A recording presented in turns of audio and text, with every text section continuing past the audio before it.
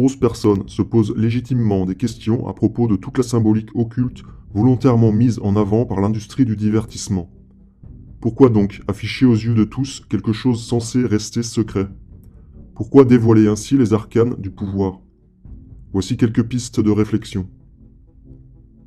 À notre époque, cette industrie du divertissement en mettant en avant ses nombreux médiums est utilisée contre la santé spirituelle de l'humain, bien qu'elle puisse également infuser et divulguer une part de vérité sur notre situation actuelle. L'ambiguïté est là. D'un côté, cette industrie plombe les consciences pour les détourner et les avilir, mais de l'autre, elle peut tout aussi bien éveiller des gens de par son extrémisme matérialiste, décadent et écœurant, poussant ainsi l'individu à s'interroger et à s'en détacher pour revenir vers le divin. De plus, cette industrie distille en permanence une connaissance occulte symbolique dans ses productions. En effet, tout est affiché pour qui a encore des yeux pour voir. N'en parlez pas, montrez-le. Une loi de ce grand théâtre est de laisser transparaître la vérité malgré le semblant d'obscurité et de confusion. Ceci pour permettre au libre arbitre de pouvoir s'accomplir. Qui cherche, trouve. Dieu ne permet pas de supprimer l'accès à la vérité, malgré ce brouhaha et ce chaos ambiant tentant de détourner et contrôler les consciences humaines. La guerre est spirituelle. Elle consiste à détourner les consciences de la connaissance de Dieu. Le contrôle mental des masses est le modus operandi des sorciers contrôleurs. Mais ils doivent laisser un accès à la vérité. Ils n'ont pas le choix. De nombreux clips, qui sont vus des millions de fois sur la plateforme vidéo YouTube, ne sont en fait que des représentations symboliques du processus de programmation mentale monarque, basé sur les traumatismes. Ces productions se réfèrent symboliquement à un processus psychologique qui est le fractionnement de la personnalité, le but final du MK monarque. Les mêmes symboles sont systématiquement utilisés par l'élite luciférienne pour promouvoir chez les profanes sa culture décadente et déchue. Pour cela, ils infusent le symbolisme du contrôle mental dans des productions ultra médiatisées, que ce soit dans l'industrie du luxe, de la mode et des productions musicales avec des clips contenant plusieurs grilles de lecture. La notion de personnalité multiple et d'alter ego déjanté devient quelque chose de cool et qui se répand parmi les idoles à paillettes.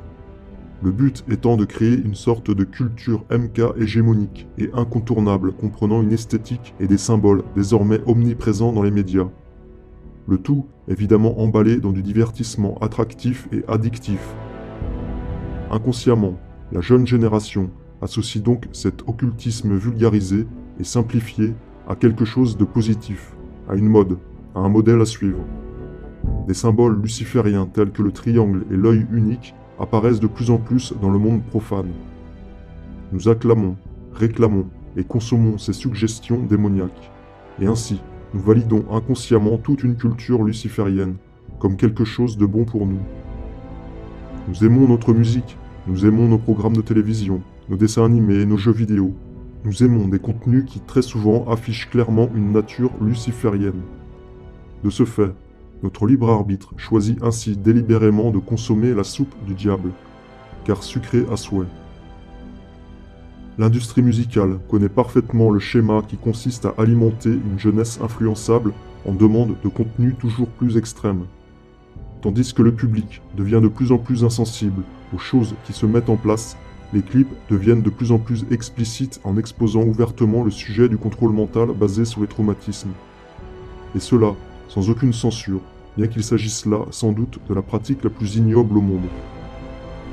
L'univers des esclaves monarques nous est donc exposé clairement dans certains clips qui mettent en scène violence, torture, abus sexuels et humiliation, sans oublier la drogue, le tout étant présenté comme quelque chose de cool et de tendance. Il s'agit, là encore, d'ingénierie sociale, du contrôle mental global. Quoi de plus approprié que le format clip musical et la grande liberté artistique qu'il permet pour laisser libre cours à la diffusion massive d'une connaissance occulte, à peine dissimulée par de la symbolique, et diffusée en boucle sur les chaînes de télé et le web 24 heures sur 24 ? Les mêmes codes sont injectés inlassablement dans ces productions. Ceci n'est pas une coïncidence. Une histoire nous est contée, de façon voilée, si nous avons encore des yeux pour voir. Une des choses les plus cachées de ce bas monde est donc une connaissance, qui est paradoxalement la plus diffusée quotidiennement sous le nez de millions de gens, totalement inconscients de ce qui leur est transmis de manière plus ou moins directe. Probablement s'agit-il là d'une forme d'arrogance ou d'humour noir, ou également une manière de faire valider inconsciemment par l'humanité ces pratiques ignobles comme étant quelque chose de positif. Le fait que le processus de contrôle mental monarque se retrouve encodé symboliquement dans certaines des plus grosses productions médiatiques mondiales, musique, cinéma, mode, est une sérieuse indication qu'il s'agit là d'une pratique non marginale, appliquée systématiquement dans les hautes sphères de notre société. Mais c'est aussi une manière de divulguer massivement un savoir occulte dans ce grand théâtre, où finalement tout est affiché au grand jour.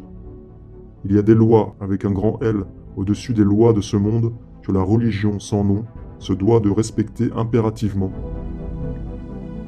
Les clips musicaux, et même certains films, sont donc un moyen idéal permettant de révéler visuellement et symboliquement quelque chose de bien plus profond qu'une simple chanson de 3 ou 4 minutes. Selon la croyance occulte de l'ordre luciférien, le soi supérieur ne peut être uniquement communiqué que par les mythes, la symbolique ou la musique.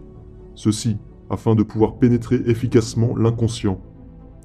En d'autres termes, n'en parlez pas, montrez-le. Cet hermétisme imprègne systématiquement les grosses productions cinématographiques et musicales. Parler sans parler, montrer sans montrer et cacher sans cacher. Un art très subtil auquel s'attelle avec zèle l'industrie du divertissement. Toute cette symbolique MK est massivement diffusée dans le monde profane afin que les gens voient sans voir et entendent sans comprendre.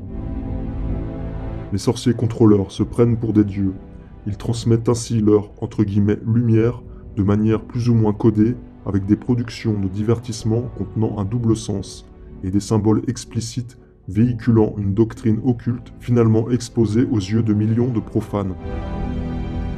Cette divulgation indirecte leur permet de compromettre ainsi les masses afin que nous ne puissions pas dire « Mon Dieu, nous n'en savions rien ». Ainsi, ils respectent d'une certaine manière la loi du libre arbitre et de la capacité de faire son propre choix lorsqu'ils exposent clairement les choses les plus ignobles.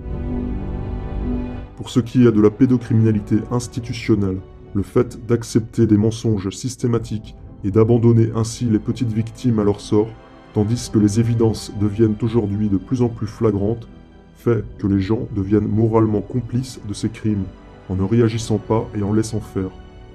L'ingénierie sociale permanente et le déni des gens face à la corruption et aux atrocités commises par l'élite dirigeante, pourtant plus que jamais évidentes, sont deux points clés sur lesquels repose cet équilibre précaire.